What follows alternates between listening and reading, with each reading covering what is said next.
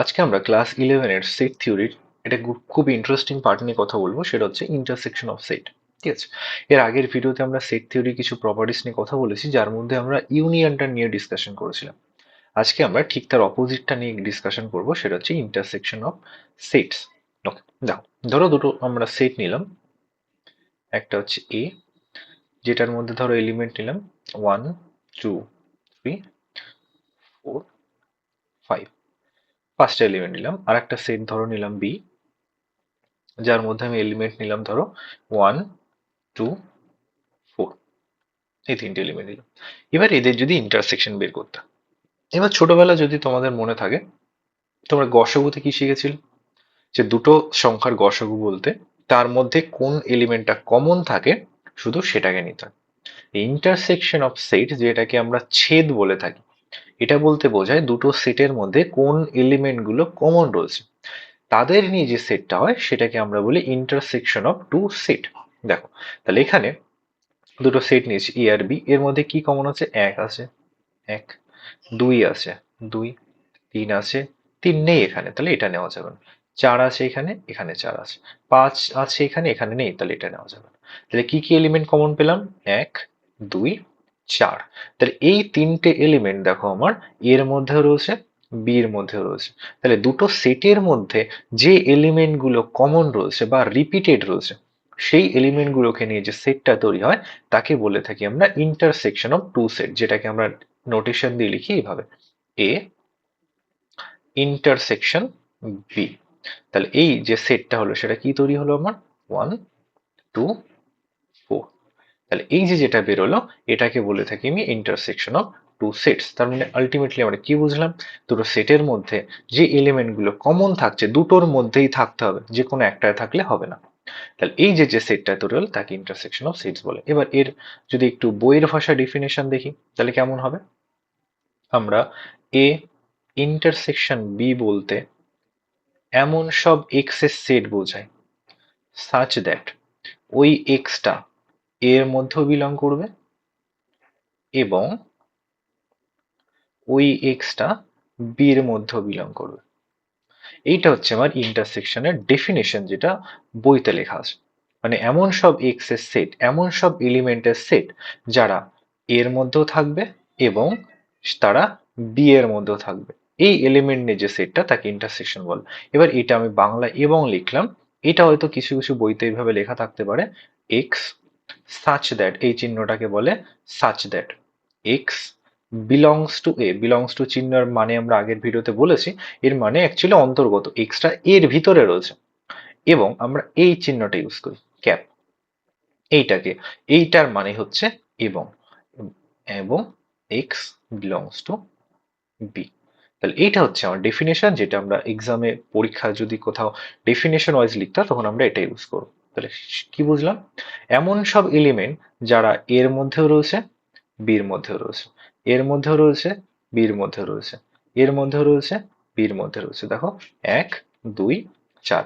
তাহলে ইন্টারসেকশন বলতে বোঝালাম এমন এলিমেন্টের সেট যারা এর মধ্যেও থাকবে, যারা বির মধ্যে। মুদ্রা কথা এটা হলো অ্যাকচুয়ালি এক আমাদের সংখ্যায় যেটা করি আমরা গসাগু, আলটিমেটলি সেই গসাগুই হচ্ছে দুটো সেটের ইন্টারসেকশন। তাহলে শর্টে আমরা কি বুঝতে পারি?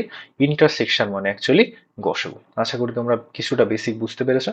এবার যদি আর একটা এক্সাম্পল তোমরা দেখো, ধরো একটা সেট নিলাম এ, যার মধ্যে এলিমেন্ট আছে 2 3 6।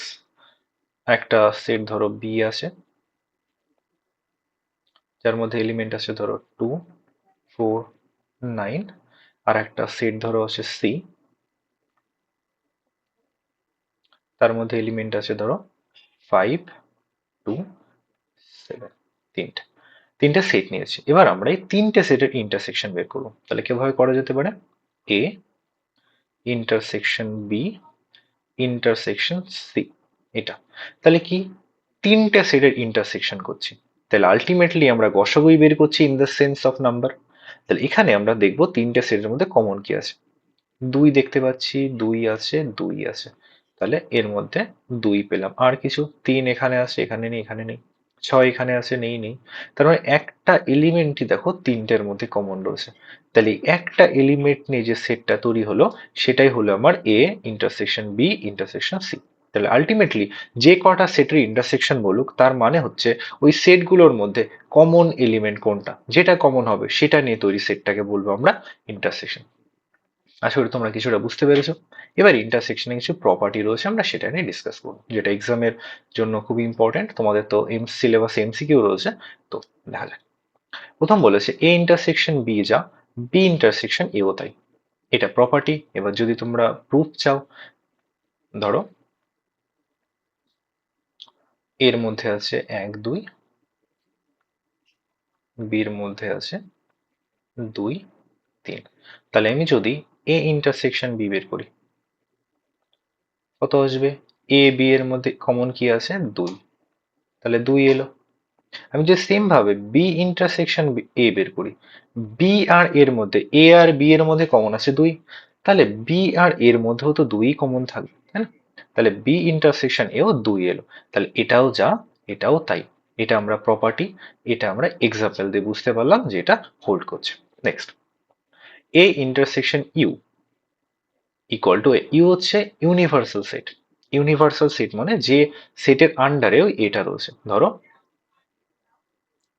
একটা সেট নিলাম ইউ, যার মধ্যে এলিমেন্ট হচ্ছে 1 2 3 4 5।